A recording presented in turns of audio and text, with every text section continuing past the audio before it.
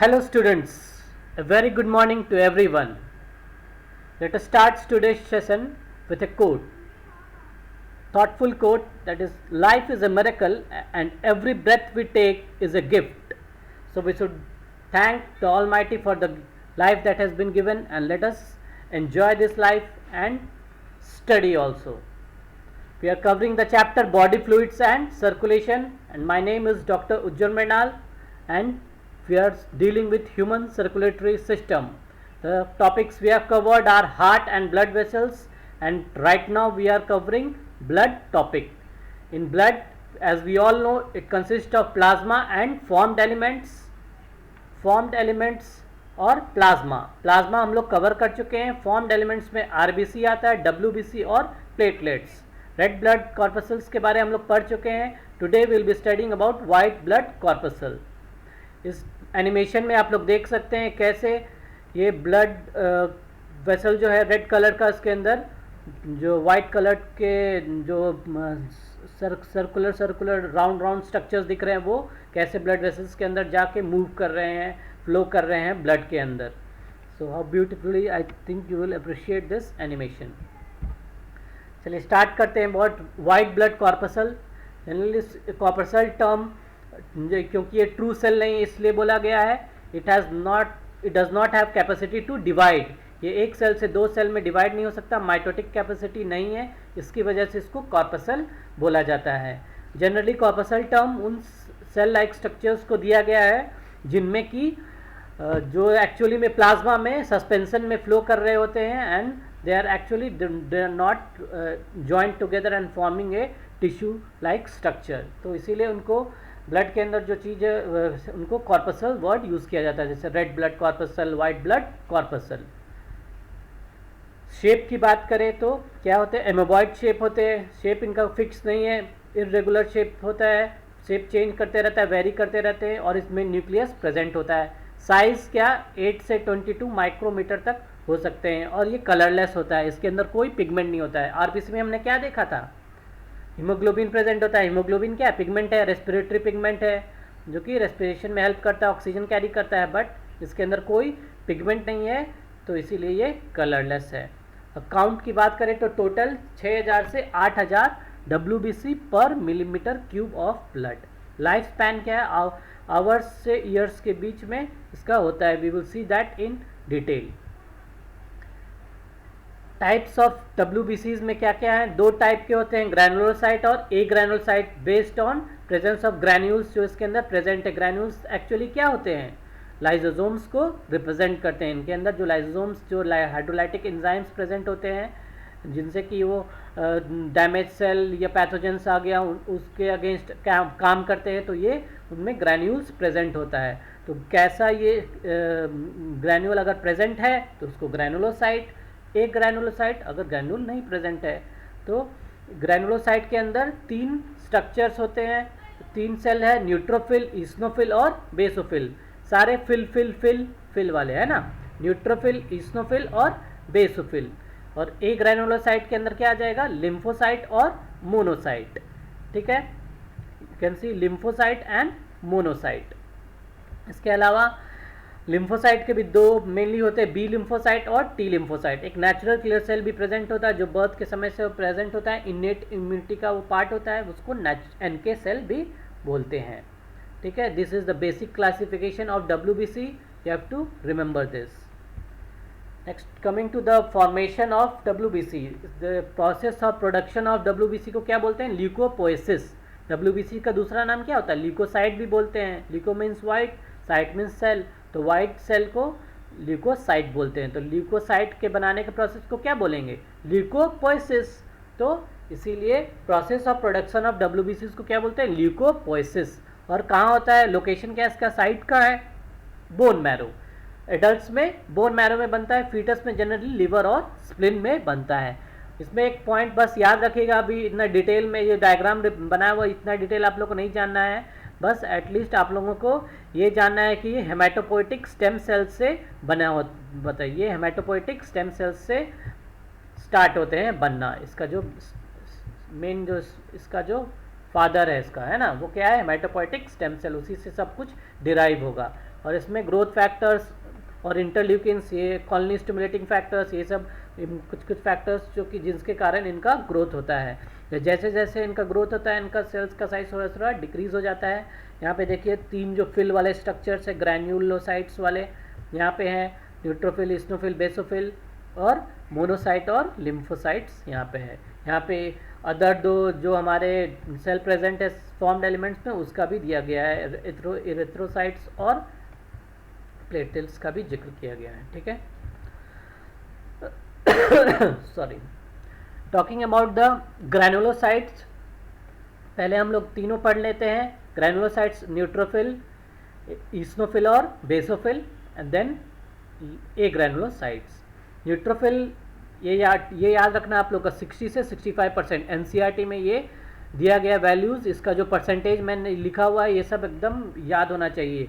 ठीक है, 60 to 65% neutrophils होता है। न्यूट्रो वर्ड क्यों है न्यूट्रोफिल है ना, क्योंकि इनके अंदर जो ग्रैन्यूल्स है, जो लाइसोसोम्स है, ये कोई सा भी डाई का कलर ले सकते हैं, कोई सा भी स्टेन हो सकते हैं, एसिडिक डाई हो, बेसिक डाई हो, न्यूट्रल डाई, तो इनको हेट्रोफिल भी बोलते हैं। न्यूट्रोफिल का दूसरा नाम क्या है? हेट्रोफिल। और अगर न्यूक्लियस की बात करें तो ये क्या होता है? मल्टीलोब्ड। ये देखिए इसको क्या बोलते हैं? लोब, और ये इससे स्ट्रक्चर से कनेक्टेड होता है। तो फिर ये देखिए ये लोब है, क्रोमेटिन से कनेक्टेड है। ये सब ऐसा स्ट्रक्चर इनके इस तरह लोब बना देता है। तो मल्टी लोब्ड होता है, 3 से 5 लोब प्रेजेंट होता है। इसमें ये डायग्राम में भी आप देख सकते हैं, ये रहा न्यूट्रोफिल और ये रहा मल्टी, इसमें 1 2 3 4 5 लोब्स दिख रहे हैं, है ना। Even you can C in this granules, ये सब दिख रहे हैं ना, ये सब ग्रैन्यूल। तो ये ईस्नोफिल, बेसोफिल ग्रैन्यूल, बेसोफिलिक, ईस्नोफिलिक दोनों ग्रैन्यूल्स इनके अंदर प्रेजेंट हो सकते हैं। ठीक है, ग्रैन्यूल की बात कर रहे हैं, है ना, जो दोनों तरह के एसिडिक और बेसिक डाई का कलर ले लेते हैं। ठीक है, और इनको ये बहुत सारे न्यूक्लियस में लो प्रेजेंट है, तो इनको क्या बोलते हैं? Polymorphonuclear leukocyte. याद रखिएगा, शॉर्ट में क्या बोलते हैं? PMNL, polymorphonuclear leukocyte. Poly मतलब मेनी, मॉर्फो मतलब उसका स्ट्रक्चर, किसी भी स्ट्रक्चर को क्या बोलते हैं? बाहर के स्ट्रक्चर को क्या बोलते हैं? स्ट्रक्चर को मॉर्फो। और पॉली मतलब मेनी बहुत सारे न्यूक्लियस का इसमें दिख रहा है, तो न्यूक्लियर वर्ड क्या है? न्यूक्लियस से। तो न्यूक्लियस के बहुत सारा स्ट्रक्चर दिख रहा है, बहुत सारे लोब्स हैं, तो इनको क्या बोलते हैं? Polymorphonuclear leukocytes. ये दूसरा नाम है न्यूट्रोफिल का। ठीक है, तो न्यूट्रोफिल को हेट्रोफिल भी बोलते हैं और पॉलीमॉर्फो ल्यूकोसाइट्स भी बोलते, पॉलीमॉर्फो न्यूक्लियर ल्यूकोसाइट्स। ठीक है, देन एक टर्म है, याद रखिएगा, जनरली बहुत पहले एग्जाम्स में आते थे, अब नहीं आते हैं। इसको आर्नेट काउंट बोलता है, counting of lobes of neutrophils को बोला जाता है। साइज इसका 12 से 15 माइक्रोमीटर होता है। Life span less than 24 hours. और जो पस फॉर्म होता है तो उसमें ये प्रेजेंट होते हैं। जैसे कि कभी घाव हो गया, आप लोग देखा होगा ना, हाथ में कहीं घाव हो गया, तो जब वो हील होने लगता है तो कुछ येलोइश कलर निकलता है, तो उसको क्या बोलते हैं? पस। पस किसका फॉर्म होता है? Mainly dead neutrophils. जो हमारे न्यूट्रोफिल्स शहीद हो गए हैं ना, शहीद हो गए, उनका वो डेड बॉडीज प्रेजेंट होता है। और even the dead bacteria, virus या जो फंगस जो भी प्रेजेंट हो उसके अंदर प्रेजेंट हो सकता है पस के अंदर। तो ये याद रखिएगा। ठीक है, इवन साइज और ये लाइफ स्पैन अगर आपको नहीं भी याद है तो इट इज़ नॉट इम्पॉर्टेंट। ठीक है, coming to the function of neutrophil, ये बहुत इंपॉर्टेंट है। डायपेटिसिस और फेगोसाइटोसिस। डायपेटिसिस किसको बोलते हैं? किसी भी सेल का, जो ये सेल है, जैसे कि सेल यहाँ से इस तरह ऐसा बाहर निकला है ना, ये आप लोग यहाँ पे इसके एनिमेशन में देखे थे ना, ये सेल्स के थ्रू कैसे बाहर निकल रहा है, ब्लड वेसल्स से कैसे बाहर निकल रहा है, तो उस प्रोसेस को क्या बोलते हैं? डायपेटिसिस। एक मिनट,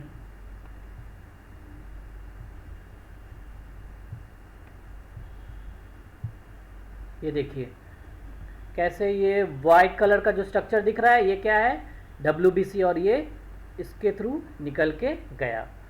ये जो ये जो सेल्स है, ये दोनों क्या है? Endothelial cells. इनके बीच जो गैप होता है उसको क्या बोलते हैं? इंटरसेलुलर क्लेफ्ट्स होता है ना। कैपिलरी में पढ़ा है हमने, इंटरसेलुलर क्लेफ्ट होता है। अगर नहीं पढ़ा है तो ब्लड वेसल्स वाला वीडियो जाके देखिए, है ना। दो एंडोथीलियल सेल्स के बीच के गैप को क्या बोलते हैं, इंटरसेलुलर क्लेफ्ट होता है, इनके बीच से ये निकल के चला जाता है, अपना शेप चेंज करके चला जाता है। तो इस मूवमेंट को क्या बोलते हैं, डायापेडेसिस। ठीक है, फैगोसाइटोसिस आई थिंक बहुत सारे लोगों को पता होगा, एमीबा में पढ़ा होगा। एमीबा में क्या करता है, स्यूडोपोडिया फैल अपना ग्रो कर देता है और फिर जो भी बैक्टीरिया जो भी प्रेजेंट है उसको अपने अंदर कैप्चर कर लेता है और एक वैक्यूल बनाता है जिसको क्या बोलते हैं, फैगोसोम। फैगोसोम बना लेता है, फैगोसोम बना लेता है ना, फैगोसोम बना लेता है और फिर उसके बाद क्या, phagosome they can converted into phagolysosome. कैसे, फैगोसोम लाइजोसोम से कंबाइन होता है। लाइजोसोम्स वही तो जो ग्रैन्यूल्स प्रेजेंट है ना हमारे इसमें न्यूट्रोफिल में, जो कि स्टेन होता है जो बोलते हैं, जैसे कि इसमें आप देख सकते हैं ब्लूइश कलर का दिख रहा है, रेड कलर का, ब्लूइश रेड पिंक है ना, तो ये सारे कलर के बेसिक और इस एसिडिक डाई का कलर ले लेता है। तो इसके अंदर सब तरह के ग्रैन्यूल्स प्रेजेंट होते हैं, ये एक्चुअली में लाइजोसोम्स होते हैं। तो यही लाइजोसोम फैगोसोम से कंबाइन करके फेगोलाइजोसोम बना लेता है और फिर उसी तरह बैक्टीरिया को डिस्ट्रॉय कर देता है, उसको छोटे छोटे टुकड़े कर दिया। तो इस तरह बैक्टीरिया का डिस्ट्रक्शन हो गया और इसी वजह से इनको माइक्रो पुलिसमैन भी बोला जाता है। इनका साइज स्मॉल है तो इनको माइक्रो पुलिसमैन बोला जाता है। और मैक्रो पुलिसमैन किसको बोलते हैं बताइए, मोनोसाइट्स को, है ना, इससे लार्जर साइज होता है न्यूट्रोफिल से, इसीलिए उनको मैक्रो पुलिसमैन बोलते हैं।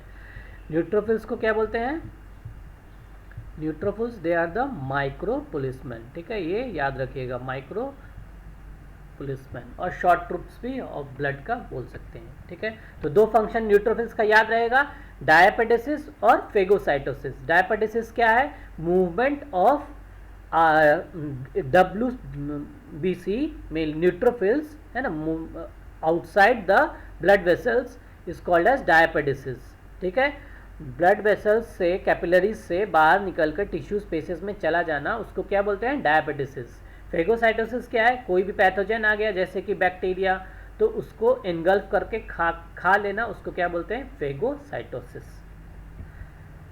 नेक्स्ट एक टॉपिक कॉल्ड बार बॉडी। बार बॉडी क्या है, बार बॉडी एक्चुअली में आप लोग जानते होंगे कि मेल्स और फीमेल्स में क्रोमोसोम्स क्या होता है, मेल में एक्स और वाई होता है, बट अगर फीमेल्स की बात करें तो उसमें 2 एक्स क्रोमोसोम होता है। तो एक एक्टिव फॉर्म में होता है और एक इनएक्टिव फॉर्म में होता है। तो इनएक्टिव फॉर्म को क्या बोलते हैं, बार बॉडी। ठीक है, इनएक्टिव फॉर्म जो क्रोमोसोम हुआ उसको बार बॉडी बोलते हैं। यही बार बॉडी जनरली न्यूक्लियस का, जो न्यूक्लियस है, न्यूट्रोफिल जनरली स्ट्रक्चर है, ये न्यूट्रोफिल को रिप्रेजेंट किया गया है, ये ऐसा न्यूट्रोफिल का स्ट्रक्चर है।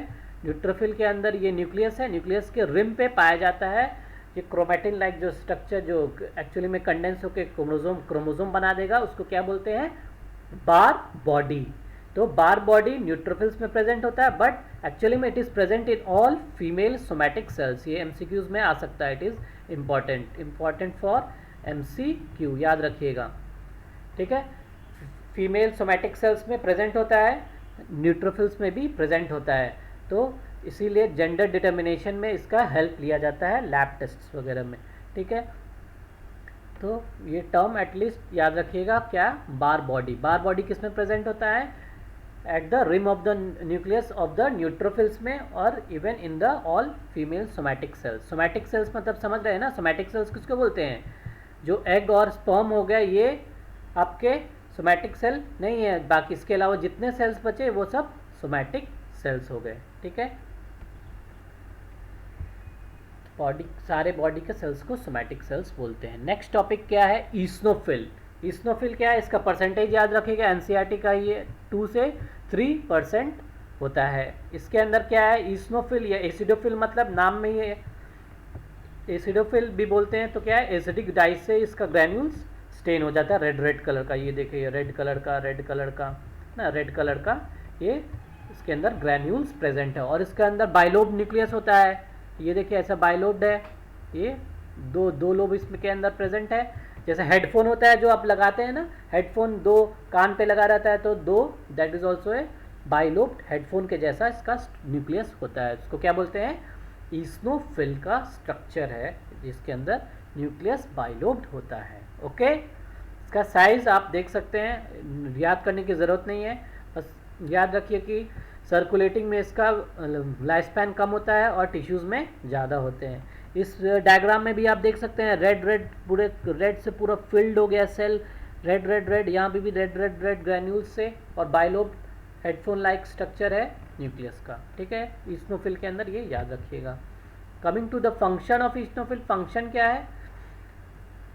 मोस्टली इसका काम है फंक्शन को रेजिस्ट करना। जो नेक्स्ट हम लोग जो पढ़ेंगे सेल बेसोफिल, बेसोफिल का जो आतंक मचा के रखता है, जो इन्फ्लेमेशन वगैरह कॉज करता है सिक्रीशन से, उसको रेजिस्ट करके रखता है, उसका फंक्शन को रेजिस्ट करता है। It combats the effect of basophil, basophil का इफेक्ट को न्यूट्रलाइज करता है, ठीक है। तो ये ईस्नोफिल का मेन फंक्शन है। इसके अलावा जो एलर्जिक रिएक्शन जैसे अस्थमा हो गया, हे फीवर हो गया, तो इसमें भी ईस्नोफिल का ज़्यादा नंबर प्रेजेंट होता है। टेस्ट वगैरह कर ब्लड टेस्ट कराया जाता है तो क्या बोला जाता है? ईस्नोफिलिया हो गया, यानी कि ईस्नोफिल का नंबर बढ़ गया है। जिसमें क्या हो जाता है ना, लंग्स में डिफ़िकल्टी हो जाता है, क्योंकि जो ईस्नोफिल के एलर्जिक रिएक्शंस के कारण इसके अंदर स्वेलिंग हो जाता है, जो ट्रैकिया और जो पाथवे हमारा एयरवे है उसके अंदर, जिसके कारण सांस लेने में तकलीफ हो जाती है, ठीक है। सिमिलरली हे फीवर में भी इसी तरह हो जाए। हे फीवर क्या होता है? It is also allergy to pollen grain या हे जो स्ट्रॉ होता है, उसके कारण उसको क्या बोलते हैं? Hay fever. फिर पैरासिटिक्स इन्फेक्शन जैसे कि एस्केरियासिस और टेनियासिस है ना। एस्कैरिस आप लोग सुने, एस्कैरिस इस तरह का राउंड वर्म, और टेनियासोलियम फ्लैटवर्म्स जो हमारे इंटेस्टाइन में प्रेजेंट हो जाते हैं, जो कीड़ा है ना, कीड़ा बोलते हैं इसको। तो ये पैरासाइट, तो इसमें भी ये काम इनका संख्या बढ़ जाता है, और ये they will try to kill those microorganisms, ठीक है। Next if you talk about basophil, तो बेसोफिल क्या है? बेसोफिल नाम ही है, BS बेसो, तो बेसिक डाई से स्टेन हो जाएगा। बेसिक डाई जैसे कि मिथाइलिन ब्लू हो गया है ना, और फिर इसके बाद इसके न्यूक्लियस की बात करें, क्या होता है? एस शेप का न्यूक्लियस होता है, ठीक है। ये एस शेप का इस तरह का न्यूक्लियस प्रेजेंट होता है, ठीक है। और ये भी 2 या 3 लोब हो जाता है, बट इसके अंदर भी ये उतना डिस्टिंक्ट नहीं होता है, इसके अंदर भी पूरा बेसोफिलिक ग्रैन्यूल से पूरा फिलअप हो जाता है, तो ये भी न्यूक्लियस डिस्टिंक्टली नहीं पता चलता है, ठीक है। इसके साइज और लाइफ स्पैन मैंशनड है, you need not remember those, okay. Function की बात करें, फंक्शन इंपॉर्टेंट है, फंक्शन ऑफ बेसोफिल बहुत इंपॉर्टेंट है। बेसोफिल का एक इम्पॉर्टेंट पार्ट याद रखिएगा कि बेसोफिल अगर ब्लड में प्रेजेंट है तो उसको बेसोफिल बोलते हैं, अगर यही बेसोफिल टिश्यूज में चले गए तो उनको क्या बोलते हैं? Mast cell, they are called as mast cell, ये याद रखिएगा, ठीक है।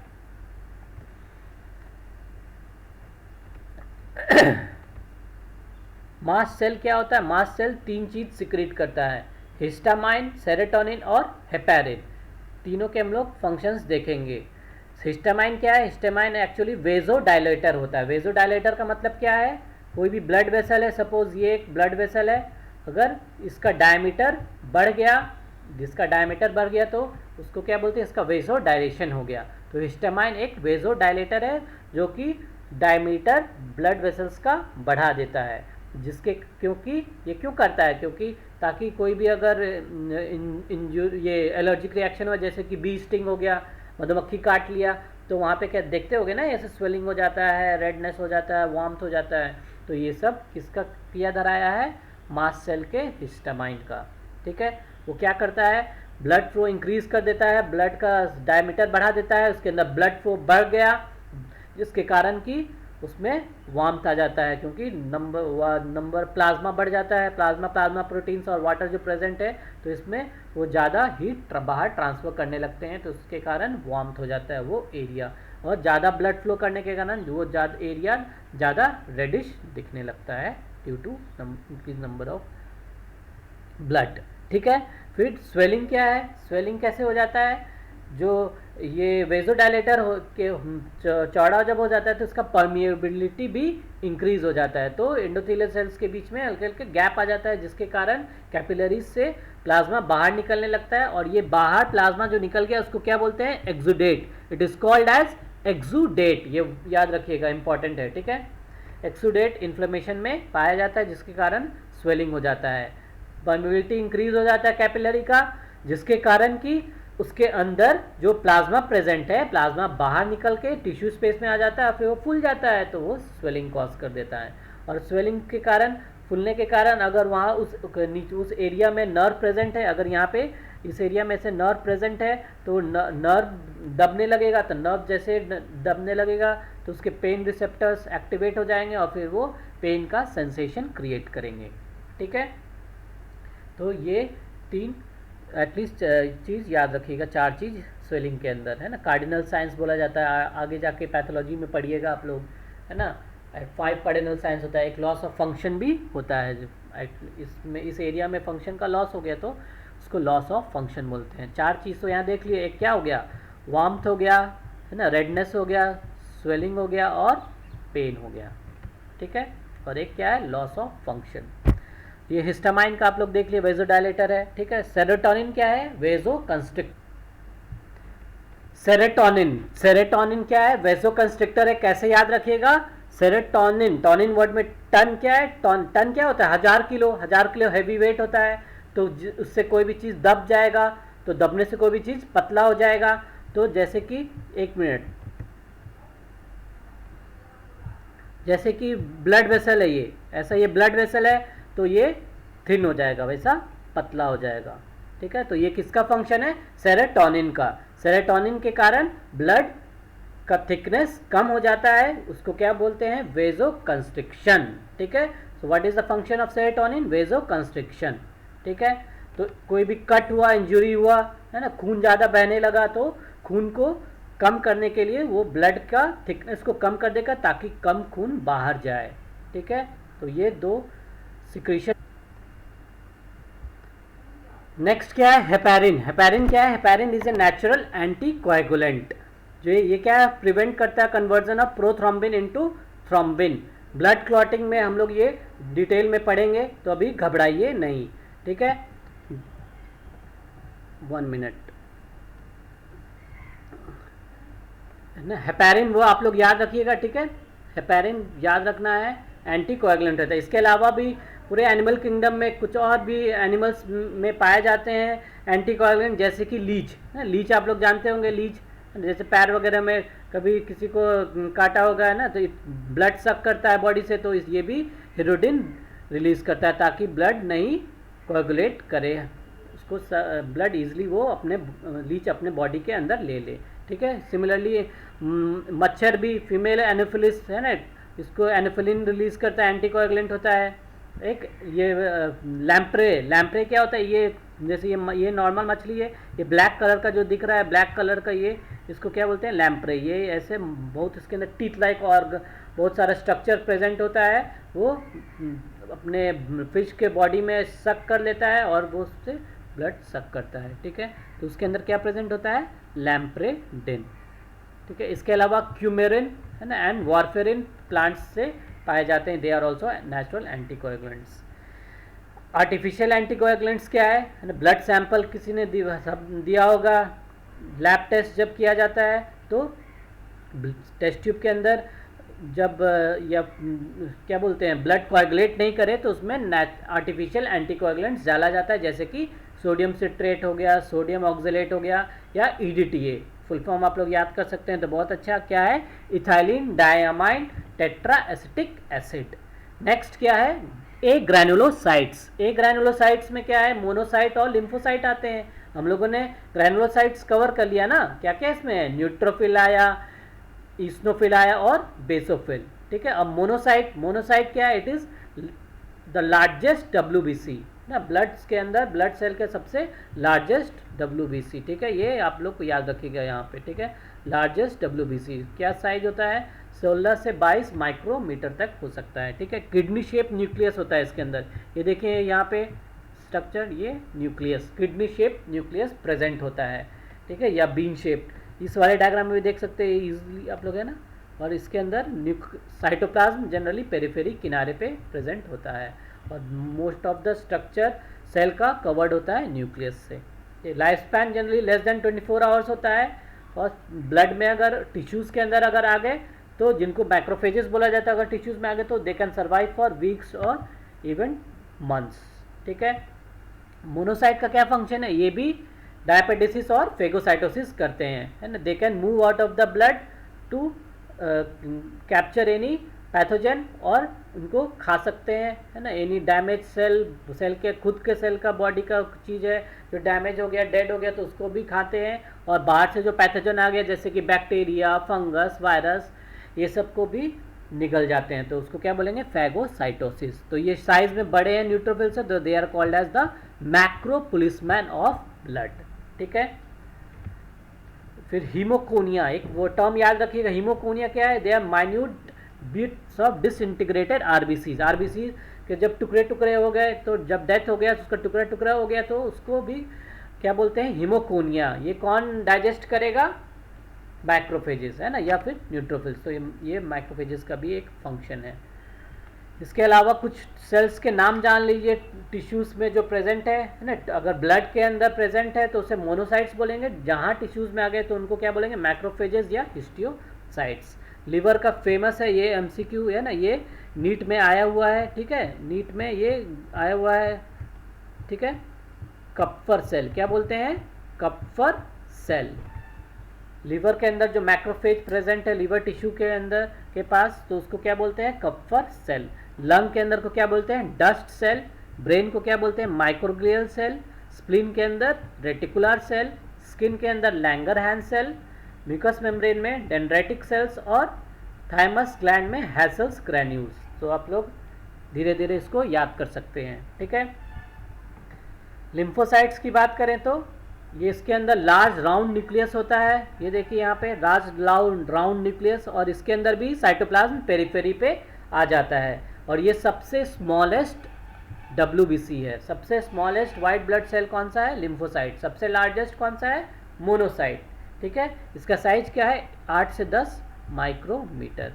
तो इसके अंदर लार्ज राउंड न्यूक्लियस है, यहाँ देख सकते हैं। और एक बातचीत और, है ना, अगर पढ़ रहे हैं ये सब सेल्स, तो ऐसा नहीं कि इसके अंदर न्यूक्लियस है, साइटोप्लाज्म है, बाकी सब ऑर्गेनेल नहीं है, बाकी सारे ऑर्गेनिज्म भी प्रेजेंट है, जैसे कि एंडोप्लाज्मिक रेटिकुलम हो गया, है ना, गोल्गी बॉडी हो गया, राइबोसोम हो गया, माइटोकॉन्ड्रिया हो गया, तो बाकी सारे चीज़ प्रेजेंट होते हैं।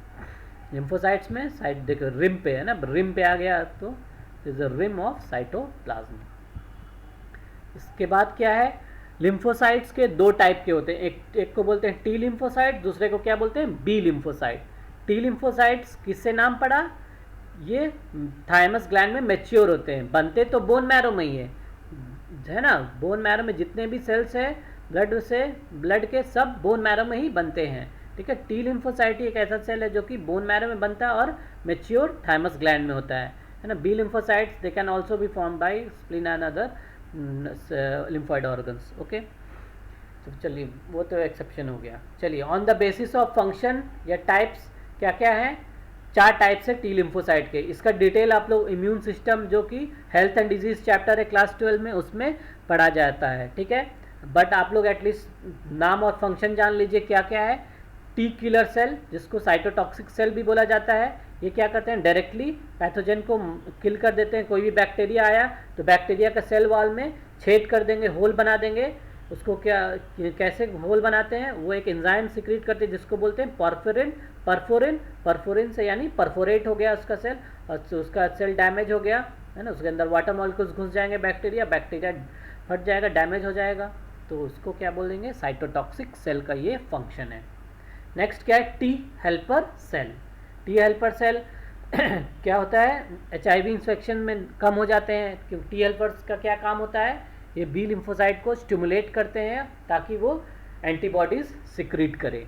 तो इसके अंदर जैसे एड्स वगैरह में है ना, T lymphocyte T helper cell का बहुत ही कम संख्या हो जाता है, जिसके कारण बॉडी कोई भी डिजीज़, उसके अंदर बहुत सारे तरह तरह के डिजीज़ होने लगते हैं, उसका इम्यून सिस्टम बहुत वीक हो जाता है, ठीक है।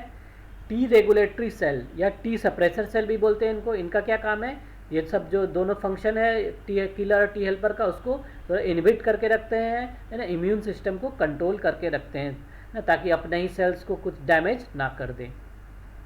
टी मेमोरी सेल क्या है, टी मेमोरी सेल का काम क्या है, याद करना है ना, उसका काम है जैसे कि कंप्यूटर में अपना फाइल में स्टोर करके रख देना है, तो टी मेमोरी का काम क्या है, स्टोर करके रख लिया, याद कर लिया कि ये बैक्टीरिया आया था, अच्छा नेक्स्ट टाइम जब इन्फेक्शन होगा तो वो तुरंत उस पर काम करेगा, एक्ट करेगा उसके अगेंस्ट, और फिर वो उसको तुरंत डिस्ट्रॉय कर देगा, है ना, साइटोटॉक्सिक और टी हेल्पर सेल्स के मदद से। तो ये 4 तरह के सेल है, T killer, T helper, T suppressor और T memory cell. Next is B lymphocyte. B lymphocytes का नाम क्यों पड़ा? क्योंकि ये डिस्कवर किसमें हुआ था? Bursa of Fabricius. Bursa of Fabricius क्या है? फैब्रिसियस साइंटिस्ट के नाम पे है। क्या होता है बर्सा? क्या होता है? एक लिम्फॉइड ऑर्गन होता है जो कि ब्लड के क्लोएका में प्रेजेंट होता है। क्लोएका प्रेजेंट है ना, जो बर्ड में आप लोग को मालूम है ना, क्लोएका एक स्ट्रक्चर है जिसमें से कि बर्ड लोग एग्स भी ले करता है ना, यूरिन भी एक्सक्रीट करता है, अपना फीसिस भी एक्सक्रीट वहीं से करता है। तो वो वहाँ पे एक स्ट्रक्चर होता है जिसको क्लोएका बोलते हैं। वहाँ पे एक लिम्फॉइड ग्लैंड होता है, लिम्फॉइड ऑर्गन होता है जिसको क्या बोलते हैं? Bursa of Fabricius. तो इसमें पाया गया था, तो उसी से B for bursa, B for lymphocyte से डिराइव्ड है। और ये ऑफकोर्स किस में बनेंगे? बोन मैरो में प्रोड्यूस होते हैं। तो ये आपको याद रखिए अबाउट बी लिम्फोसाइट। फिर on the basis of function ये 2 टाइप के हैं, एक को प्लाज्मोसाइट्स बोलते हैं और दूसरा बी मेमोरी सेल। प्लाज्मोसाइट क्या है? मतलब कि बी लिम्फोसाइट प्लाज्मा सेल में कन्वर्ट हो जाएंगे, और प्लाज्मा सेल का क्या फंक्शन है? एंटीबॉडी सिक्रीट करना। ये देखिए, ये रहा प्लाज्मा सेल, है ना, प्लाज्मा सेल। इसके ये एंटीबॉडीज़ अपना, ये देखिए आपके लिए कार्टून लाइक स्ट्रक्चर है, एंटीबॉडीज सिक्रीट कर रहा है। ये छोटा सा क्या है? ये समझिए बैक्टीरिया है, कोई बैक्टीरिया के ऊपर एंटीबॉडी शूट कर रहा है। तो एक साइटोटॉक्सिक सेल क्या है? मतलब कि वो मारते हैं, परफोर है ना, डायरेक्ट जान ले लेते हैं बैक्टीरिया या फिर पैथोजन का। और एक दूसरा क्या है? शूटिंग करता है ना? क्या शूट करता है? एंटीबॉडीज़। वो प्लाज्मा सेल का फंक्शन है। Here also you can see how antibodies are secreted by plasma cells. Plasma cell का अगर स्ट्रक्चर की बात करें तो एक इम्पॉर्टेंट पॉइंट है जो एग्जाम में पहले आता था, may be it may also come, याद रखना है कि इसके अंदर कार्ट व्हील न्यूक्लियस होता है। न्यूक्लियस कैसा हुआ? जैसे कि चक्का होता है ना, चक्का स्पोक्स कैसा होता है? चक्का है इस तरह, ऐसा स्पोक्स बना होता है ना, साइकिल का चक्का देखे होंगे या बाइक का, तो स्पोक लाइक स्ट्रक्चर, तो स्पोक व्हील या फिर कार्ट व्हील स्ट्रक्चर भी बोला जाता है। ठीक है, इसमें क्रोमैटिन इस तरह ऐसे अरेंज हो जाते हैं जिसके कारण सा क्लॉक लाइक स्ट्रक्चर प्रेजेंट होता है। ठीक है, फिर नेक्स्ट क्या है? B memory cell. B memory cell same T memory जैसा होता है, वैसा ही इसका फंक्शन है। अपना जो प्राइमरी फर्स्ट इन्फेक्शन जो हुआ तो उसमें उस पैथोजन को याद कर लेगा, अपना फाइल में सेव कर लेगा। फिर next time same bacteria, same अगर सेम इन्फेक्शन हुआ तो वो नेक्स्ट टाइम तुरंत उसके अगेंस्ट रिस्पॉन्स देना है। ठीक है, चलिए इसको हम लोग एक बार रिवाइज कर लेते हैं। क्या है? ग्रैनुलर WBC, जो ग्रैनुलोसाइट्स हमने पढ़ा ना, ग्रैनुलोसाइट्स के अंदर क्या क्या आते हैं? Neutrophils. 1 minute, let me bring the highlighter.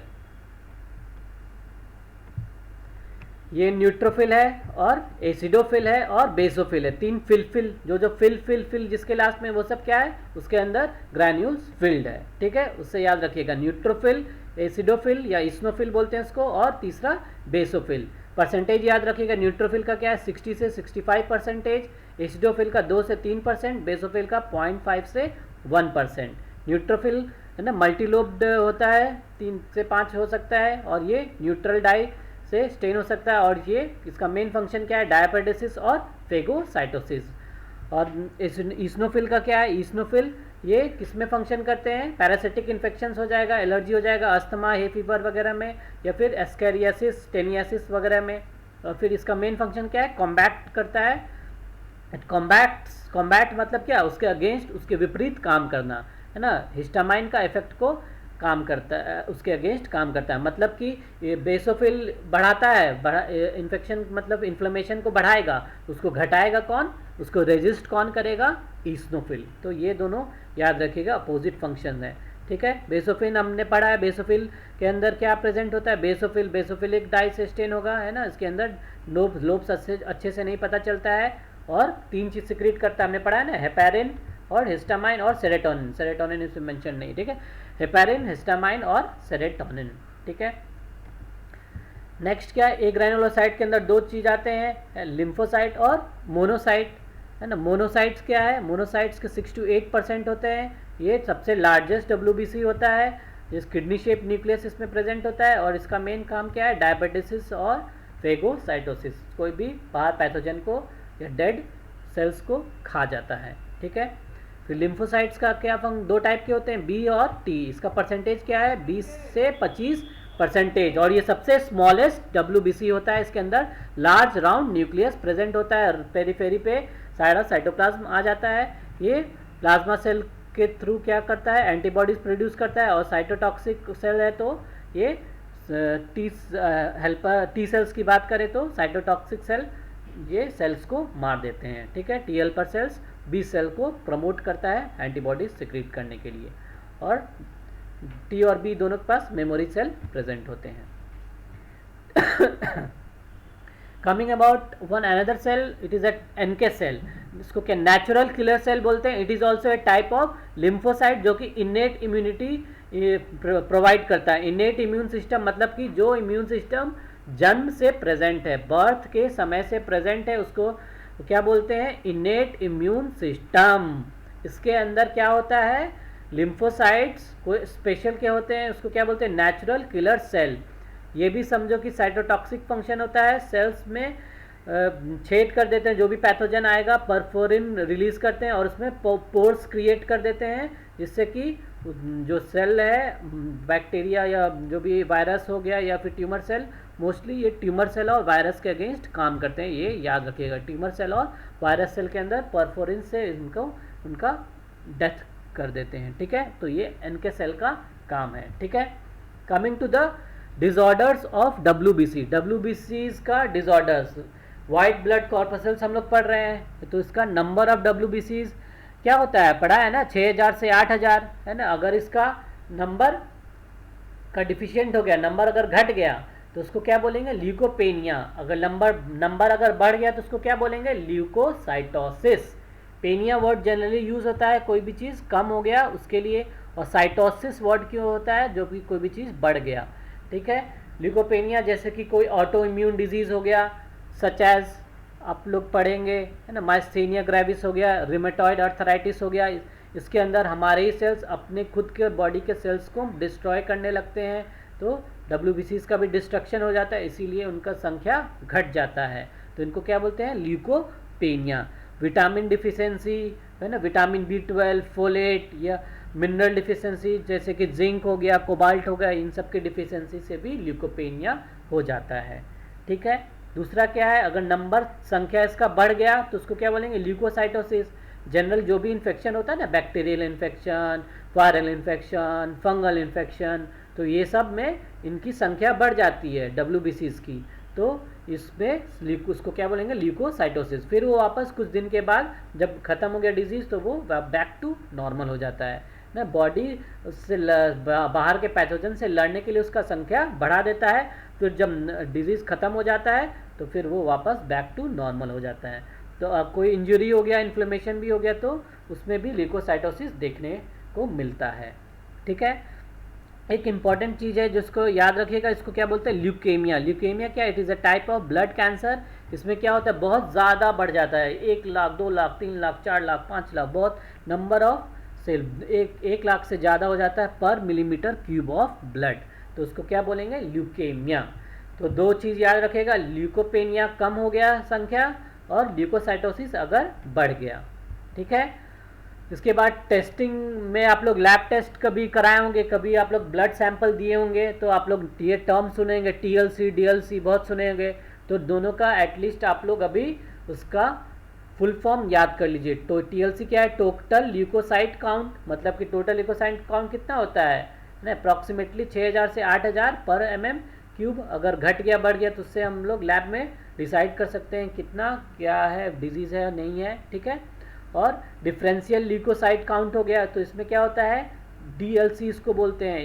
इसमें भी डिफरेंशियल मतलब कि जो भी अपने टाइप्स पढ़ा ना उसको माइक्रोस्कोप के अंदर देखा जाता है ना। माइक्रोस्कोप ये रहा, ये माइक्रोस्कोप के अंदर देखा जाता है, ये न्यूबर्स चेम्बर बोला जाता है। आप लोग जब MBBS में जाएंगे है ना, या फिर अदर नेक्स्ट ग्रेजुएट लेवल में जो भी स्टडी करेगा तो प्रैक्टिकल करिएगा, तो इसमें ये सबसे बेसिक होता है TLC और DLC कैलकुलेट करना, ठीक है ना, हीमोग्लोबिन कैलकुलेट करना, ये सब चीज़ें, ठीक है। तो ये न्यूबर्स चेम्बर, उसके अंदर ब्लड सैंपल को डाइल्यूट करके डाल दिया जाता है और माइक्रोस्कोप से फिर स्टडी किया जाता है, देखा जाता है और उसको काउंट किया जाता है ना, कितना न्यूट्रोफिल है, कितना बेसोफिल है, कितना इस्नोफिल है समझे ना, और कितना मोनोसाइट है, कितना लिम्फोसाइट है, तो ये इसको डिफरेंशियल ल्यूकोसाइट काउंट बोलते हैं। तो चलिए एक बार क्विक रिवीजन कर लेते हैं। आज क्या हम लोगों ने पढ़ा है, वाइट ब्लड कॉर्पसल्स। ये क्या एमेबॉइड शेप के होते हैं, न्यूक्लिएटेड होते हैं, और इनका नॉर्मल काउंट क्या है 6000 से 8000। इनमें पिगमेंट नहीं होता है, सो इसीलिए कलरलेस होते हैं। दो टाइप के होते हैं, ग्रैनुलोसाइट्स और ए ग्रैनुलोसाइट्स। ग्रैनुलोसाइट्स में न्यूट्रोफिल, इस्नोफिल, बेसोफिल। ए ग्रैनुलोसाइट में लिम्फोसाइट और बोनोसाइट। फिर लिम्फोसाइट के मेन 3 टाइप है, मेनली तो 2 टाइप है, बी लिम्फोसाइट और टी लिम्फोसाइट। एक और याद कर लीजिए, नेचुरल किलर सेल। फिर क्या है, ल्यूकोपोइसिस क्या है, प्रोसेस ऑफ फॉर्मेशन ऑफ डब्ल्यूबीसीज को कैसे बनता है ना, कैसे हिमेटोपोइटिक स्टेम सेल से बनता है, तो वो प्रोसेस को क्या बोलते हैं, ल्यूकोपोइसिस। ये एडल्ट्स में बोन मैरो में बनता है, फीटस में लिवर और स्प्लीन से। इसमें growth factors, interleukins, colony stimulating factors, ये सब रिक्वायर्ड होता है। बस आप लोग याद रखिए क्या हिमेटोपोइटिक स्टेम सेल से बनता है। इसके अलावा हम लोग ने फिर क्या पढ़ा, ग्रैनुलोसाइट्स। उसमें पहले न्यूट्रोफिल 60 से 65% होता है। इसमें लाइजोजाइम्स, बहुत सारे ग्रैन्यूल्स जो कि किसी भी स्टेन से स्टेन हो सकते हैं, उसको हेट्रोफिल्स बोलते हैं। मल्टीलोब्ड होते हैं, 3 से 5 लोब के होते हैं, इसीलिए इनको पॉलीमॉर्फो न्यूक्लियर ल्यूकोसाइट्स बोलते हैं, शॉर्ट में PMNL। फिर इनका फंक्शन क्या है, डायापेडेसिस, जैसे कि ब्लड कैपिलरी से मूव करके बाहर निकल जाना, और फिर कोई भी बैक्टीरिया वगैरह कोई भी चीज़ को खा लेना, तो उसको क्या बोल देंगे, फैगोसाइटोसिस। साइज छोटा है इसीलिए इनको माइक्रो पुलिसमैन और शॉर्ट ट्यूब्स ऑफ ब्लड भी बोलते हैं। बार बॉडी क्या है, इनएक्टिव एक्स क्रोमोसोम है जो कि न्यूक्लियस के रिम पे पाया जाता है in female somatic sales. Neutrophils में भी इन्हें देखा जाता है। फीमेल्स में जनरली पाया जाता है, तो it helps in determination of gender. Eosinophil क्या है ना, ईस्नोफिल इज एस्ट्रिक डाई से होता है, जैसे कि ईओसिन से, तो इसको ईस्नोफिल बोलते हैं। इसमें बाइलोब्ड हेडफोन शेप का न्यूक्लियस प्रेजेंट होता है। इसका फंक्शन क्या है, बेसोफिल जो भी तबाह मचाया है, जो भी घटनाएं घट के रखा है, उसके अगेंस्ट काम करना, तो उसका रेजिस्ट द इन्फेक्शन। इसके अलावा एलर्जी हो गया, पैरासिटिक इन्फेक्शन हो गया, जैसे कि अस्थमा है जैसा एलर्जी, उसमें काम करता है। पैरासाइटिक इन्फेक्शन जैसे कि टेप वर्म, राउंड वर्म, ये सब इंटेस्टाइन में हो गया, तो उसके अगेंस्ट। बेसोफिल क्या है, बेसिक डाई से स्टेन होता है इसके ग्रैन्यूल्स, तो इसे बेसोफिल कहते हैं। एस शेप का इसमें न्यूक्लियस प्रेजेंट होता है। इसका मेन इंपॉर्टेंट चीज़, 3 चीज़ सिक्रीट करता है, क्या है, हिस्टामाइन, सेरोटोनिन और हेपेरिन। और बेसोफिल याद रखिएगा, ब्लड वेसल के अंदर है तो बेसोफिल बोलेंगे, टिश्यूज़ के अंदर आ गए तो उन्हें मास्ट सेल बोला जाता है। हिस्टामाइन क्या है, वेसो डायलेटर होता है जो कि ब्लड वेसल्स को फैला देगा, उसका थिकनेस बढ़ा देगा, ब्लड फ्लो बढ़ा देगा, जिसके कारण वार्मथ, रेडनेस, स्वेलिंग और पेन होगा। सेरोटोनिन क्या है, वेजो कंस्ट्रिक्टर है जो कि ब्लड लॉस को कम करता है। नेचुरल एंटीकोएगुलेंट क्या है, हेपेरिन। इसके अलावा छोटे छोटे और भी जो एनिमल्स है, लोअर एनिमल्स में पाया जाता है, फेमस जैसे हिरोडिन, एनोफिलिन और लैम्प्रेडिन। और आर्टिफिशियल एंटीकोएगुलेंट क्या है, सोडियम सिट्रेट, सोडियम ऑक्सलेट और EDTA। मोनोसाइट्स की बात करें तो सबसे लार्जेस्ट होता है और इसमें किडनी शेप का न्यूक्लियस प्रेजेंट होता है। मोनोसाइट का सेम फंक्शन है जो न्यूट्रोफिल का होता है, डायपेडेसिस और फेगोसाइटोसिस। ये न्यूट्रोफिल से साइज में बड़े हैं तो इनको क्या बोला जाता है, macro policeman of blood.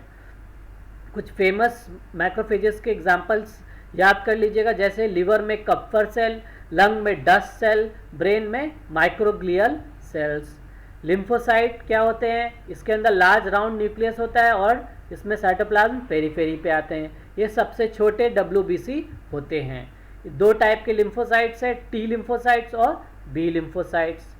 T मतलब ये मैच्योर थाइमस में होते हैं, बनते तो बोन मैरो में ही है, बट फिर वो मूव कर जाते हैं थाइमस में मैच्योर होने के लिए। 4 टाइप के होते हैं, T किलर जो साइटोटॉक्सिक होता है, जो पैथोजन और सेल को मार देता है परफोरिन एंजाइम्स के थ्रू। T हेल्पर जो कि B लिम्फोसाइट्स को एंटीबॉडीज सिक्रीट करने में मदद करता है। फिर T सप्रेशर जो कि इम्यून सिस्टम को सप्रेस करता है। इसके अलावा टी मेमोरी सेल भी होता है जो कि याद रखता है कि कौन सा घटना, कौन सा बैक्टीरिया, कौन सा वायरस इन्फेक्ट किया था, तो नेक्स्ट बार में उसको तुरंत रिस्पॉन्स देता है। ठीक है। फिर बी लिम्फोसाइट बर्सा फेब्रिसियस में डिस्कवर हुआ था, इसीलिए इसको बी लिम्फोसाइट्स बोलते हैं। They are produced in the bone marrow. दो टाइप के हैं, प्लाज्मोसाइट्स और बी मेमोरी। प्लाज्मोसाइट्स क्या है, दे प्लाज्मासाइट्स में प्लाज्मा में ट्रांसफॉर्म हो जाते हैं और फिर दे सिक्रीट एंटीबॉडीज। एंटीबॉडी मतलब शूटिंग का काम करता है, जैसे कि एक तो मारने वाला हो गया साइटोटॉक्सिक वगैरह, और दूसरा क्या है, गोली छोड़ने वाला क्या है, एंटीबॉडीज। गोलियां क्या है हमारी, एंटीबॉडीज। तो प्लाज्मा सेल एंटीबॉडी सिक्रीट करता है और इसके अंदर कार्टव्हील शेप का न्यूक्लियस प्रेजेंट होता है। B memory cell function same है टी मेमोरी जैसा, ये जो भी पैथोजन आया उसको याद रखता है। नेक्स्ट नेचुरल किलर सेल क्या है, नाम में ही है, नेचर से मिला है, मतलब कि जब बर्थ हुआ तभी से प्रेजेंट है, और किलर मतलब किल करता है किसको, ट्यूमर सेल और वायरस को परफोरिन के द्वारा, है ना। तो ये इसको बोलते हैं natural killer cell. It is also a type of lymphocyte. Disorders में हमने क्या पढ़ा, डिफिशियंसी हो गया, कम हो गया तो उसको क्या बोलेंगे, ल्यूकोपेनिया, जैसे कि ऑटोइम्यून डिजीज, विटामिन या मिनरल की डेफिशिएंसी में। और फिर ज़्यादा बढ़ गया तो उसको क्या बोलेंगे, ल्यूकोसाइटोसिस, जैसे कि इन्फ्लेमेशन, इंजरी, इन्फेक्शन।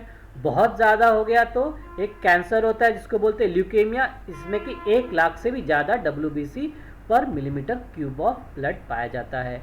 TLC का क्या बोलते हैं, टोटल ल्यूकोसाइट काउंट और टोटल डिफरेंशियल काउंट। ये लैब टेस्ट्स हैं जो कि हेल्प करते हैं हमें इन्फेक्शन हुआ कि नहीं हुआ, तो इसका फुल फॉर्म आप लोग याद रखिएगा।